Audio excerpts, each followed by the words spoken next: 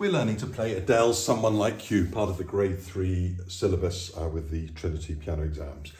In the first video, we looked at the left-hand part to the whole of the first page, the very well-known bit that you hear on the recording. So that was the first video. So make sure you've absolutely got that before you move on to anything else. So this video is just about the right-hand melody part, and you'll find if you put on Adele's recording, it will more or less fit, but little things like, for instance, on the recording, she comes in a slightly different place. She comes in a bit earlier on that first bit. I'll explain as we go along. Now, in the last video, I said we're in A major because we have 3 sharps. C major has no sharps, G major has 1 sharp, D major has 2 sharps, A major has 3 sharps. When you play the scale, the third note is a sharp, you bring your thumb under, then you put in 2 more sharps, 1 sharp. And those sharps are F sharp, C sharp, and G sharp. Father Christmas gave. I used the sentence, Father Christmas gave Dad an electric blanket to remind me of the order of the sharps. This piece only has 3 sharps, so we need the first 3 of that sequence. Father, that's F sharp. The next one is C sharp, Christmas, and then gave, G sharp with those. Counting in 4s. In the right hand, let's give a little bit of thought to the rest as well. Often you will see these little block rests that sit on the line. They're minim rests worth 2. So for instance, at the beginning of the piece, the left hand goes and it goes 1, 2, and then 1, 2. So there's quite a bit of this counting 1, 2 and then coming in, okay? Now, what are these notes in the right hand? I'm going to show you, but absolutely make sure you can identify everything I'm showing you here in your music. And if you don't know a note, particularly at the beginning of a phrase, so for instance, if you don't know the first note in the right hand, the 2 essential things to know is that that note is E, face, F-A-C-E. It's not that E, it's that one up there. But also, it's almost as important that you're going to play it with your little finger, because if you don't get your little finger on there, it's going to be quite hard to play that phrase. So I'll often pop a little circle around an important finger number at the beginning of a phrase. Or if your hand's moving to a different position, I'll again often circle it just as a reminder to me, this is a place where my hand is going to move. So this first bit, basically, if you set up, I hope you're familiar with an A major chord, which is an A, a C sharp and an E. That's going to stand you in good stead for this first bit, because at the beginning you play an E, then a C sharp, and you are going to play an A, but you're going to put a B on the way. And I'm sure you'll recognise that tune.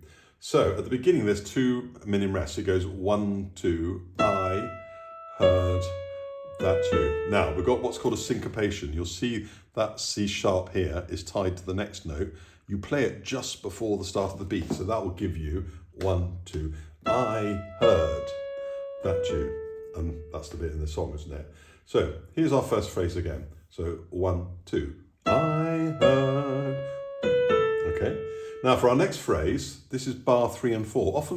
You'll see that phrases, musical sentences or whatever you want to call them, will often fit into 2-bar patterns. Not always, but very often. And this is a good example of a piece where that's happening. So the next phrase again is within a 2-bar pattern.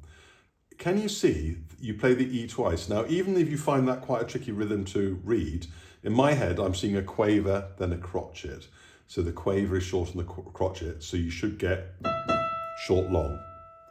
Then another tied note, which you play slightly early. So you're going to go ba, ba, ba, and play it early.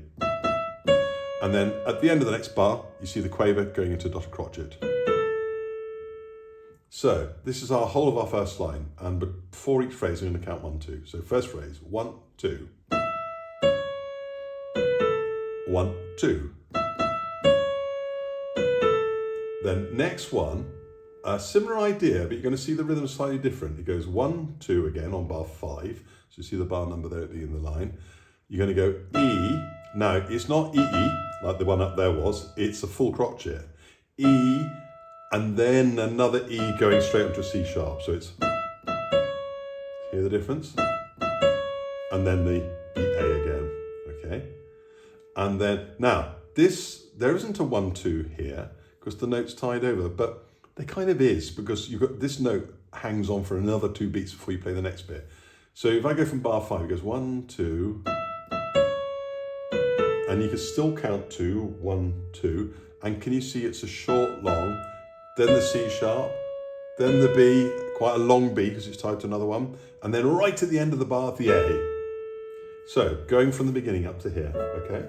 So I'm going to count to 2 before we start. So it goes 1, 2, 1, 2, 1, 2, 1, 2. Make the B long, and 1, 2. Now bar 9, we're going to go into this a bit like we had at the beginning. So although there's no rest there, the note, the A, has already been played at the previous line. So it is in effect, you're going to count 2 again. 1, 2. But then it's crotchet, crotchet. So what you don't go is...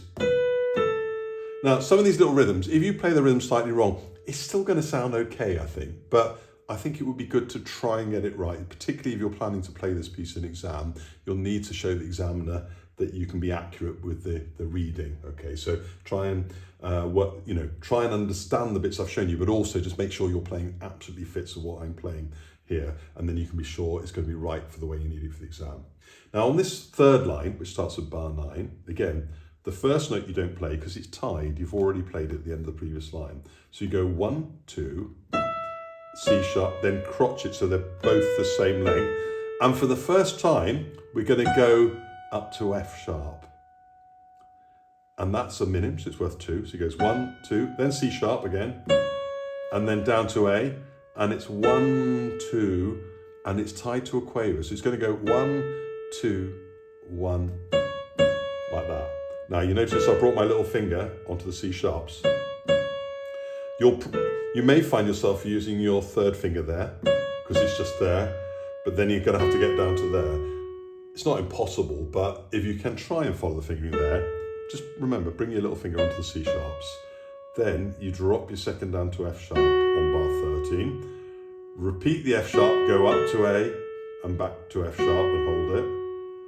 So I'm going to go from bar 9. Okay, again, so I'm going to count to 2. 1, 2. Now I'm going to reach up to the F sharp. 1, 2, 1, 2, 1, 2, 3, and 4. F sharp, A, tied to another A, back to F sharp, which is tied, and then right at the end of the line, you go. So you see the E there? That's a short E going into a slightly longer F sharp, and then you bring your fourth up to the B, thumb onto the A. Hope you can see that on the camera. Up one to B, and end on C sharp. So that tricky bit at the end, you probably recognise it for the song.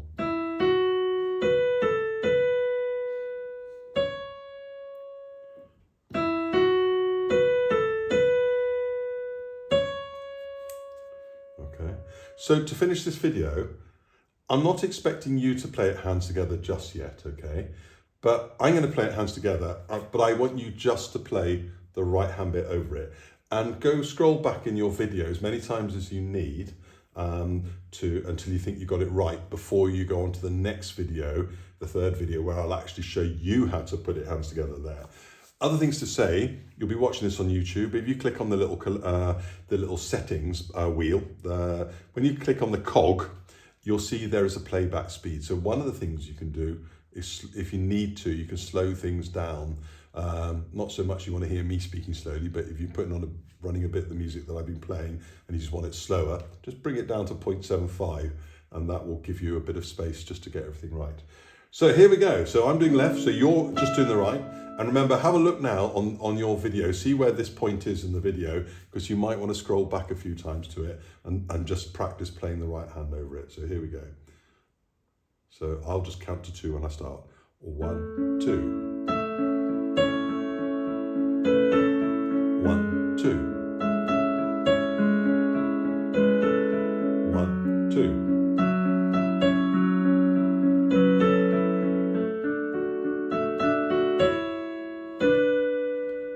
1, 2.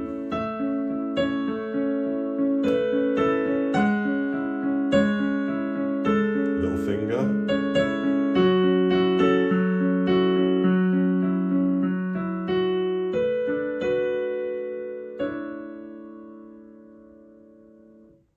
And that will lead you into your next section. So there we have it. Next video is all about bringing these hands together, because that requires a few little tricks as well, but that's what the next video is for. So make sure before you go on to this next video, you absolutely have mastered the left hand, which was in the first video, and that you've absolutely mastered the right hand bit, which was covered in this video. And then the next video will be all about bringing it hands together.